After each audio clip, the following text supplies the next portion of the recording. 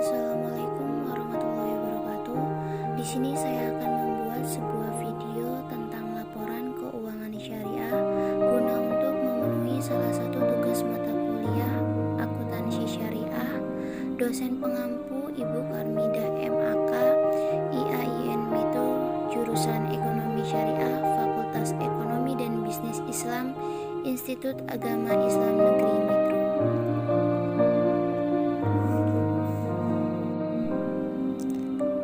Disusun oleh nama Irma Dwi Pusparani, NPM 1903010035, kelas SIE.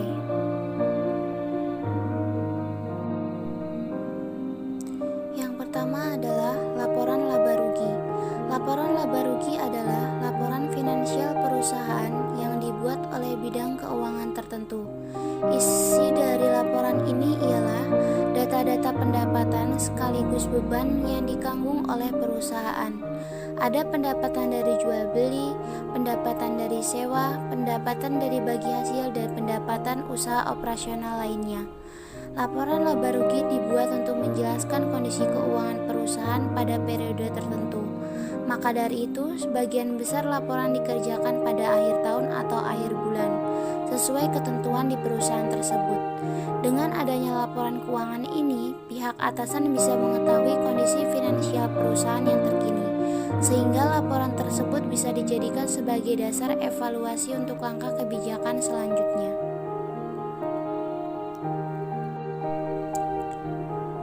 Oke, masuk dalam contoh laporan laba rugi BPRS Rama, di mana pendapatan pengelola dana sebagai mudhorib dibagi menjadi 4, yaitu pendapatan dari jual beli, pendapatan dari sewa, pendapatan dari bagi hasil, dan pendapatan usaha operasional lainnya. Pendapatan-pendapatan tersebut lalu ditambahkan atau dijumlahkan, kemudian dikurangi hak pihak ketiga atas bagi hasil, kemudian hasilnya dinamakan hak bagi hasil milik bank. Kemudian pendapatan-pendapatan tersebut dikurangi oleh beban usaha, yaitu ada beban gaji kepegawaian, penyisihan kerugian aset produktif, bonus wadiah, beban administrasi dan umum, dan beban usaha lain-lain. Beban-beban tersebut ditambahkan, lalu pendapatan yang dari pendapatan dari bagi hasil, pendapatan usaha operasional lainnya itu dikurangi oleh beban tersebut.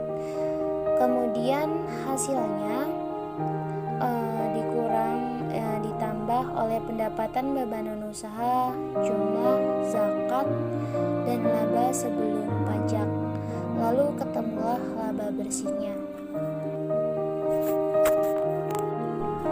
Yang kedua ada laporan perubahan ekuitas.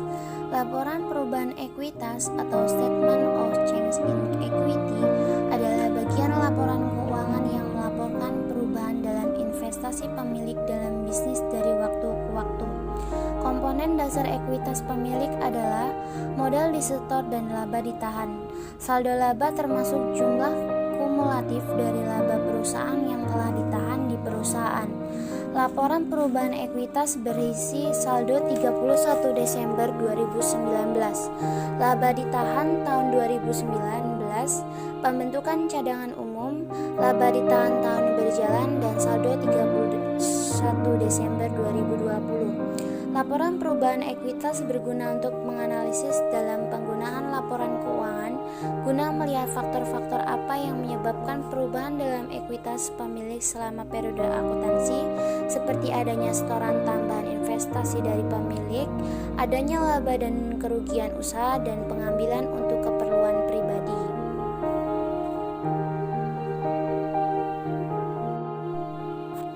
Oke, masuk ke dalam laporan perubahan ekuitas BPRS Rahma, yaitu ada saldo 31 Desember 2019, laba ditahan tahun 2019, pembentukan cadangan umum, laba ditahan tahun berjalan, dan saldo 31 Desember 2020, di mana modal saham saldo 31 Desember 2019 ditambah laba ditahan tahun 2019, Lalu hasilnya yaitu saldo 31 Desember 2020 karena pembentukan cadangan umum dan laba ditahan tahun berjalan berjumlah 0. Kemudian laba ditahan sudah ditentukan penggunaannya, yaitu saldo 31 Desember 2019 ditambah pembentukan cadangan umum dan hasilnya masuk ke dalam saldo 31 Desember 2020. Kemudian laba ditahan belum ditentukan penggunaannya, yaitu saldo 31 Desember 2019 dikurang laba ditahan tahun 2019 dikurang pembentukan cadangan umum dan ditambah laba ditahan tahun berjalan. Hasilnya masuk ke dalam saldo 31 Desember 2020. Kemudian jumlah ekuitas saldo 31 Desember 2019 dikurang laba ditahan tahun 2012 dikurang pembentukan cadangan umum, lalu hasilnya saldo 31 Desember 2020.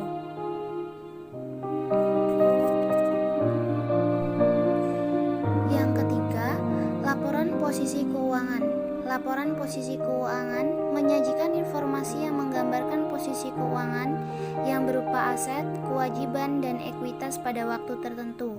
Kemudian dalam penyajian laporan posisi keuangan, aset akan diklasifikasikan sebagai aset lancar dan aset non-lancar.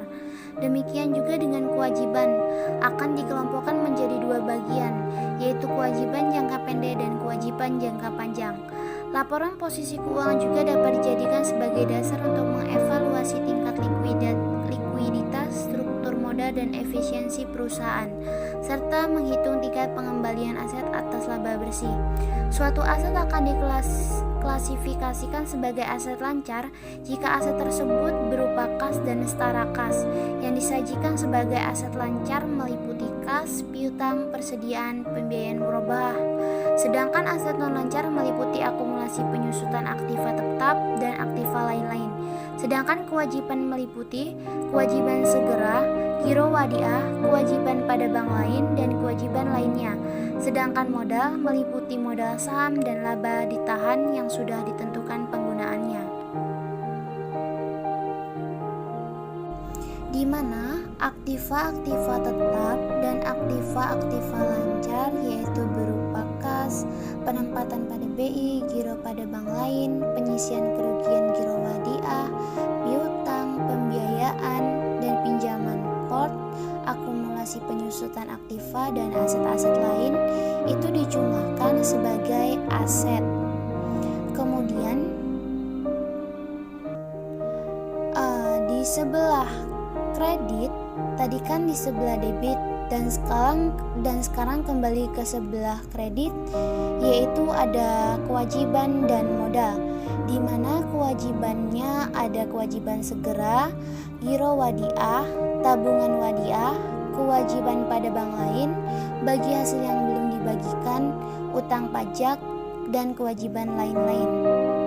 Kewajiban tersebut lalu dijumlahkan dan hasilnya dijumlahkan oleh modal, yaitu ada modal saham, laba ditahan yang sudah ditentukan penggunaannya, dana syirkah temporer deposito, dan dana syirkah temporer tabungan mudharabah.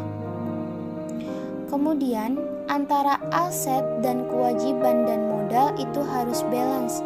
Aset ada di sebelah debit dan di sebelah kredit ada modal dan kewajiban. Jadi jumlah total aset dan jumlah total kewajiban dan modal harus sama-sama balance.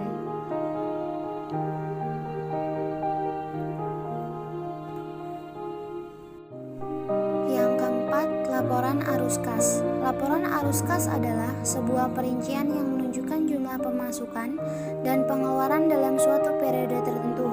Laporan arus kas memiliki 3 aktivitas, yaitu arus kas dari aktivitas operasional yang berisi kewajiban segera, giro wadiah, tabungan wadiah, dan lain-lain. Arus kas dari aktivitas investasi berisi pembiayaan mudharabah, pembiayaan musyarakah, dan pinjaman qard. Sedangkan arus kas dari aktivitas pendanaan berisi modal saham, penempatan pada BI dan syirkah temporer deposito, dan juga syirkah temporer tabungan mudharabah. Oke, masuk dalam laporan arus kas BPRS Rahma, di mana laba bersih dan penyusutan dijumlahkan, kemudian dijumlahkan oleh arus kas dari aktivitas operasional, di mana piutang mudharabah dikurang, dan penyisian kerugian piutang murabahah, kewajiban segera, giro wadiah, tabungan wadiah, kewajiban pada bank lain bagi hasil yang belum dibagikan, utang pajak, kewajiban lain-lain dijumlahkan. Kemudian dijumlahkan lagi oleh arus kas dari aktivitas investasi, yaitu berupa pembiayaan mudharabah, penyisian kerugian pembiayaan mudharabah, pembiayaan musyarakah, penyisian kerugian pembiayaan musyarakah, pinjaman kord, penyisian kerugian pinjaman kord, aset pajak tangguhan, aset tetap, dan aset lain-lain. Arus kas dari aktivitas investasi itu dijumlahkan. Kemudian dijumlahkan lagi dengan arus kas dari aktivitas pendanaan, yaitu dana syirkah temporer deposito mudharabah, dana syirkah temporer tabungan mudharabah, modal saham, penempatan pada BI, giro pada bank lain, penyisian kerugian giro pada bank lain, efek-efek dan penyisian kerugian efek-efek. Kemudian arus kas dari aktivitas pendanaan, aktivitas kas dari investasi, arus kas dari aktivitas operasional, kemudian ditambahkan. Setelah ditambahkan, lalu masuk dalam pengurangan penambahan kas Januari, di mana saldo kas 1 Januari 2009 harus 0 dan saldo kas 31 Desember 2019 harus 121.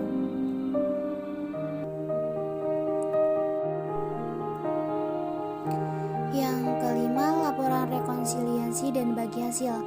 Laporan rekonsiliasi dan bagi hasil ini bertujuan untuk melakukan rekonsiliasi antara pendapatan bank syariah yang menggunakan dasar akrual dengan pendapatan yang dibagi hasilkan kepada pemilik dana yang menggunakan dasar kas. Dalam laporan bagi hasil ini adanya pengurangan pendapatan tahun berjalan yang kas atau setara kas yang belum diterima, dan penambahan pendapatan tahun sebelumnya yang kasnya diterima tahun berjalan. Kita masuk ke dalam contoh rekonsiliasi dan bagi hasil BPRS Rahma, di mana jumlah pendapatan usaha utama dikurangkan oleh pengurangan pendapatan tahun berjalan yang kas atau setara kas yang belum diterima dengan hasil 0, dan penambahan pendapatan tahun sebelumnya yang kasnya diterima tahun berjalan dan hasilnya juga 0. Jumlahnya penambahan dan pengurangan pendapatan yaitu 0. Tetapi di sini ada pendapatan yang tersedia untuk dibagi, bagi hasil yang menjadi hak bank, bagi hasil yang menjadi pemilik dana. Kemudian, pendapatan yang tersedia untuk dibagi dan bagi hasil yang menjadi hak bank itu dikurang, lalu menghasilkan bagi hasil yang menjadi pemilik dana. Nah, kemudian bagi hasil yang menjadi pemilik dana dikurang oleh bagi hasil yang menjadi hak pemilik dana sudah didistribusikan, yaitu hasilnya bagi hasil yang menjadi hak pemilik dana belum didistribusikan. Yang keenam yaitu jurnal penutup. Jurnal penutup adalah jurnal yang digunakan untuk menutup tahap-tahap dalam siklus akuntansi perusahaan dagang. Tujuan jurnal penutup selain untuk melakukan closing di akhir periode akuntansi, juga untuk mempersiapkan akun-akun untuk digunakan pada periode selanjutnya. Jurnal penutup biasanya berisi pendapatan-pendapatan, istighsar laba rugi, beban-beban, dan laba ditahan.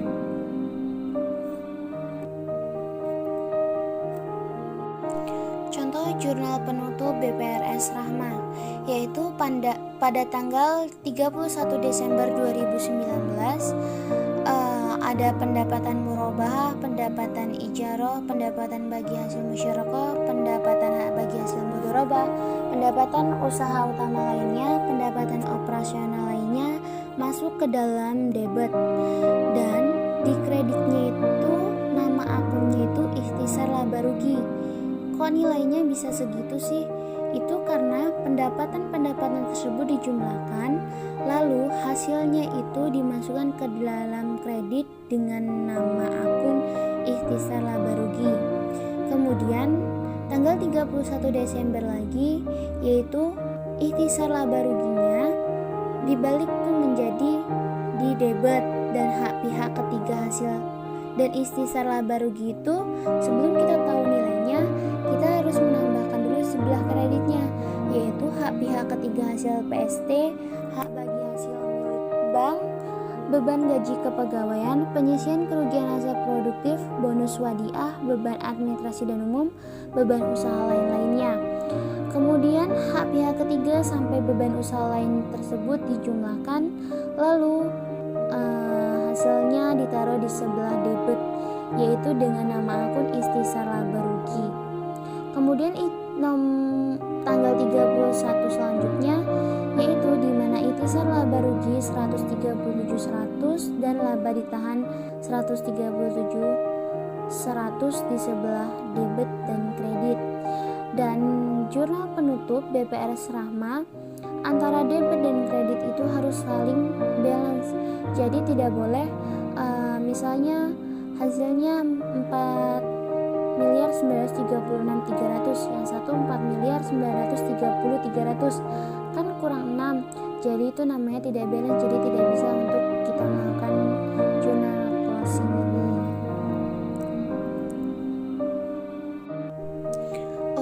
Yang terakhir masuk neraca saldo setelah penutupan. Tujuan dibuat neraca saldo setelah penutupan adalah untuk memastikan bahwa jumlah saldo buku besar seimbang atau balance. Sebelum melanjutkan ke pencatatan data akuntansi yang selanjutnya yang berisi tentang aset, kewajiban, dan modal. Yang terakhir yaitu masuk contoh neraca saldo setelah penutupan BPRS Rahma, di mana dalam neraca saldo setelah penutupan yang masuk akun dalam neraca saldo setelah penutupan yaitu kas, kewajiban, dan modal. Kita bisa melihat di neraca lajur. Jadi antara debit dan kredit dalam neraca saldo setelah penutupan itu harus saling balance.